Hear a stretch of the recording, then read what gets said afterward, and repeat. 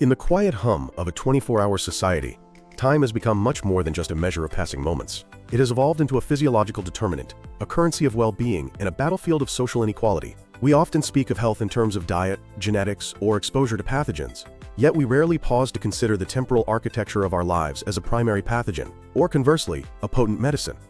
Today we are diving into a burgeoning interdisciplinary field known as time-use epidemiology. This field fuses the precision of public health data with the theoretical depth of sociology, positing a simple but radical idea. The way we spend our minutes is as vital to our survival as the air we breathe or the food we eat. This discipline does not merely count hours. It interrogates the quality, agency, and structural constraints of those hours. It asks why a free hour for a single mother in the global south differs biologically from a free hour for a corporate executive in a Nordic welfare state. It explores how the relentless speed of modern life writes itself into our arteries and stress hormones. To understand this, we must first dismantle the traditional way health research has viewed human behavior. For decades, epidemiologists operated under a univariate paradigm. They would study physical activity in isolation, asking if running 30 minutes a day reduces heart disease. The answer was yes, but the question was incomplete because it failed to ask what the person stopped doing to find those 30 minutes. Did they sacrifice sleep? Did they cut out social time? Or did they reduce sedentary work? Time is a finite resource, capped strictly at 24 hours per day. This finiteness means that time use is a zero-sum game. You cannot simply add exercise to a day without subtracting something else. This realization gave birth to the 24-hour movement paradigm, which treats the day not as a bucket of independent activities, but as a composition. In this view, every behavior is codependent. Increasing sleep inevitably decreases wakefulness. Increasing work decreases leisure. The mathematical breakthrough that allowed researchers to analyze this is called compositional data analysis, or CODA. Before CODA, statistical models would often crash or give misleading results when trying to correlate multiple time-use variables because they always add up to 24 hours. CODA transforms these absolute numbers into ratios, allowing epidemiologists to see the trade-offs. For instance, a landmark study using this method might reveal that replacing 30 minutes of sedentary screen time with 30 minutes of light physical activity, like walking, has a profound effect on insulin sensitivity. However, replacing 30 minutes of sleep with that same walking might actually be detrimental. This nuance is the heartbeat of time-use epidemiology. Context is everything. A 10,000-step goal is meaningless if it comes at the cost of the restorative sleep required to repair the body from those steps. This leads us to the distinction between the displacement hypothesis and the synergistic approach. For years, researchers believed that bad behaviors like screen time were bad, simply because they pushed out good behaviors like sleep. However, new analysis reveals that it is about synergy. Research suggests there is an optimal composition of the day for health, a sort of Goldilocks day. A day with too much high-intensity exercise and insufficient sedentary recovery can actually lead to inflammation and injury. Consider the phenomenon of the active couch potato. You can run for an hour every morning, achieving high physical activity, but if you sit for the remaining 15 hours, your risk of metabolic syndrome remains high. The composition is flawed because the breaks in sedentary time are missing. The sociology of the office worker, who is culturally conditioned to sit at a desk to show productivity, is biologically lethal, even if they are a marathon runner. While epidemiology provides the what and the how, sociology provides the why. Why is time famine?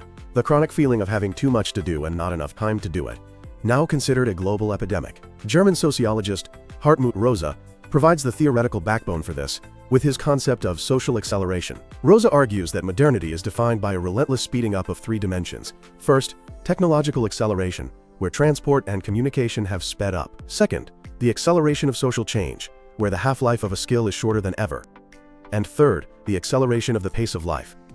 Despite technology technically saving us time, we feel more rushed than ever.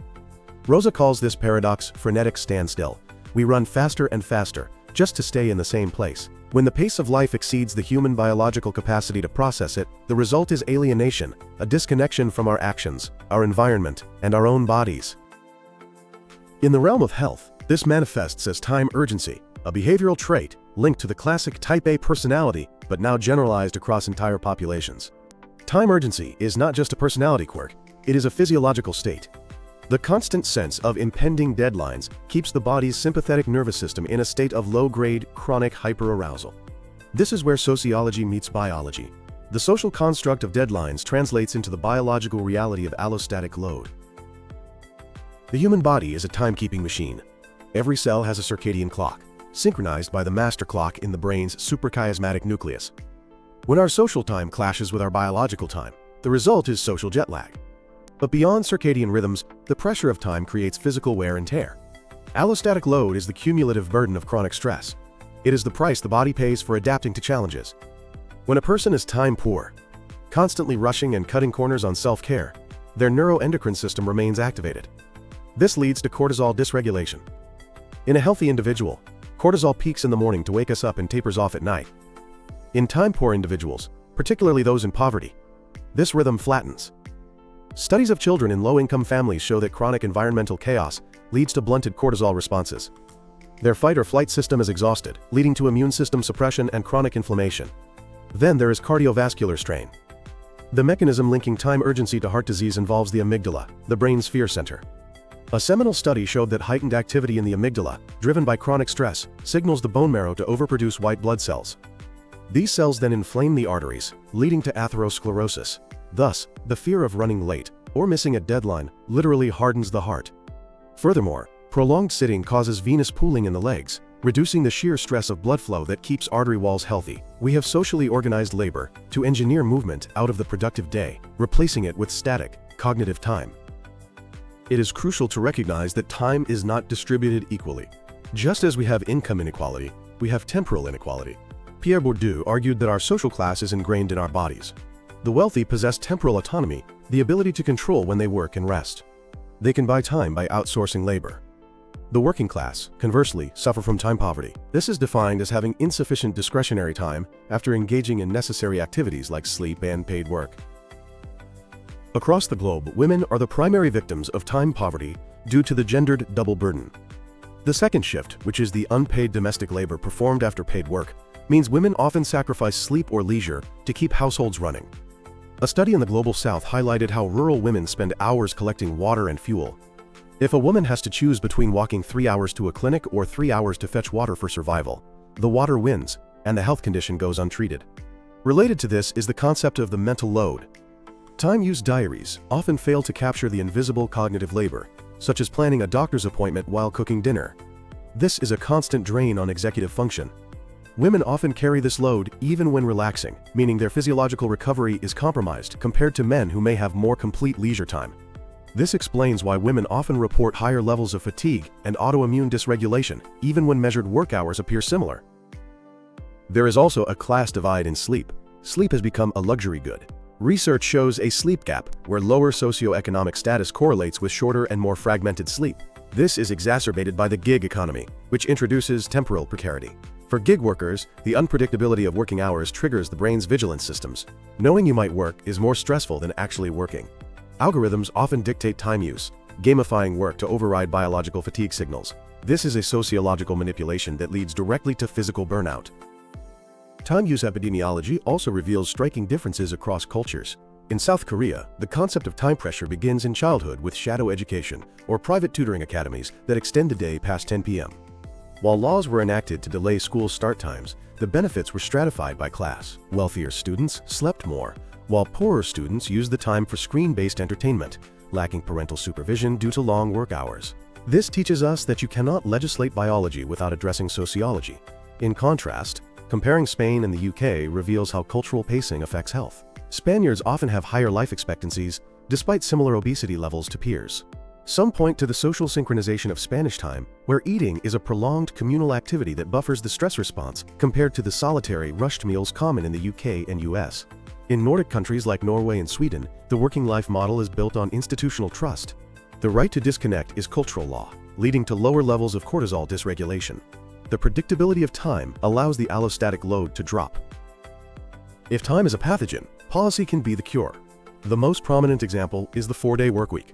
A massive pilot program in the UK involving 61 companies found that with 100% pay for 80% time, burnout was reduced by 71% and sleep problems fell by 40%.